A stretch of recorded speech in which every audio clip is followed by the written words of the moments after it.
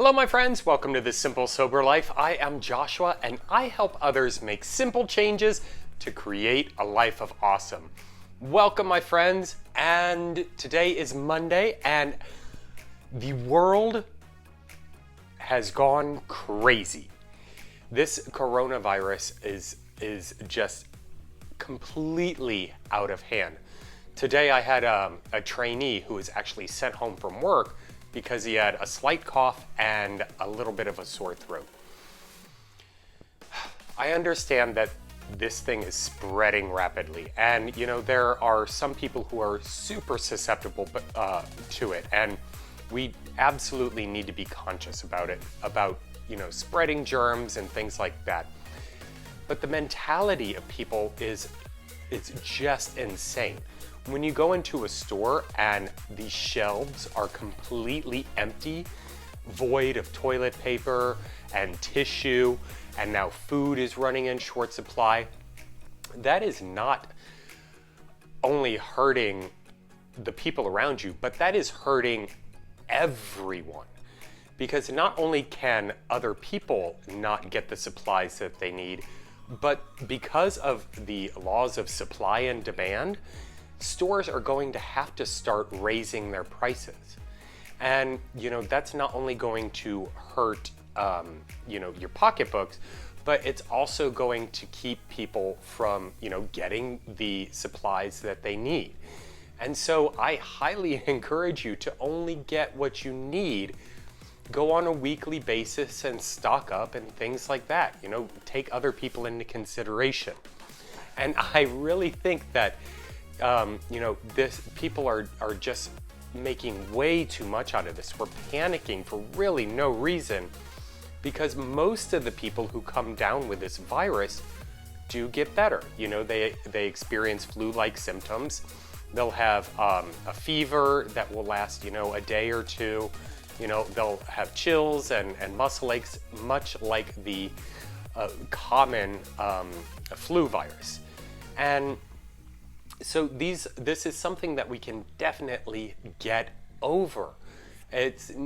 There is absolutely no reason for such monstrosity. I went to Walmart on Friday. I had ordered a grocery pickup, and it was scheduled for 5 o'clock.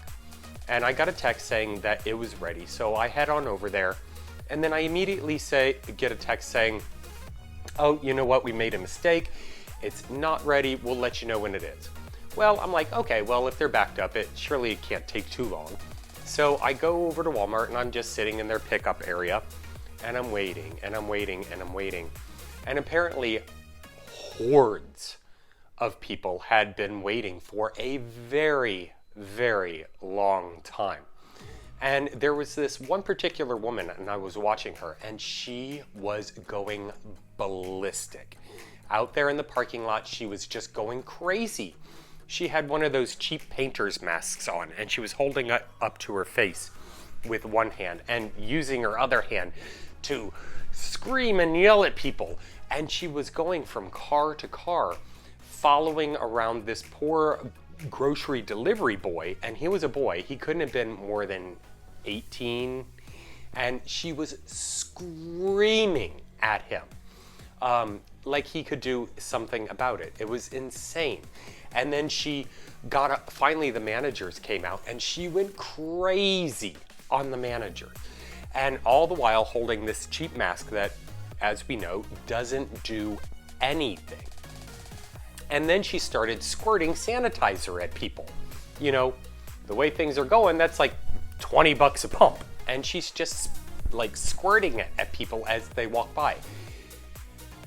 This is insanity, and we don't need to do it. It kind of reminds me of the insanity that I felt when I was drinking. I would get a certain thought in my head, and I couldn't let it go. I would just sit and stew on it. And then I would act really impulsively, and just the first thing that popped in my head that I thought might be a solution, I'd run out and do it. And that's kind of how people are reacting to this. They have such a fear that this is going to be an apocalyptic type event that they're running out and they're hoarding everything. We need to stop watching The Walking Dead and things like that, because it is giving us the wrong impression about what needs to happen. We can still grow our own food. We can still hunt our own meat. You know, we are not, we don't need to resort to craziness. And these runs on the stores are hurting everyone. And you can hoard all you want. Eventually that stuff is going to run out if we're in this for a long haul. And so, you know, it doesn't help to, you know, stock up with a year's supply of toilet paper. I mean, all you're doing once this thing blows over is, you know, using excess space that you could use for something else. But I really just had to vent about that. I really think that it's getting way out of hand. And, you know, it's really sad to see that people have to react this way, that we're not able to, you know, think about it from a logical standpoint and, you know, deal with this in a rational manner. And of course the media doesn't help, and of course politics doesn't help. It doesn't matter what side of the aisle you're on. They're not doing anything to actually help the situation. And that's another thing. So President Trump is releasing like $50 billion for aid, and the Federal Reserve has you know, slashed interest rates down to 0. Here's something you need to know about when the Fed slashes interest rates. It doesn't really help you unless you are in the process of buying a home or taking out a loan of some sorts from a bank. It helps the banks get their money at a discounted price. It does not mean that you are going to get a 0% interest rate on a home mortgage. I'm sorry, that's not how it works. I actually had a coworker come up to me. He's like, well, maybe I should think about buying a house now because I could get a 0% interest rate. No. I'm sorry. If that were the case, there would be a run on the banks in order to buy up a bunch of homes. I mean, who wouldn't want a 0% interest rate? That would be miraculous. That is not going to happen. Your credit card interest rates will not get slashed.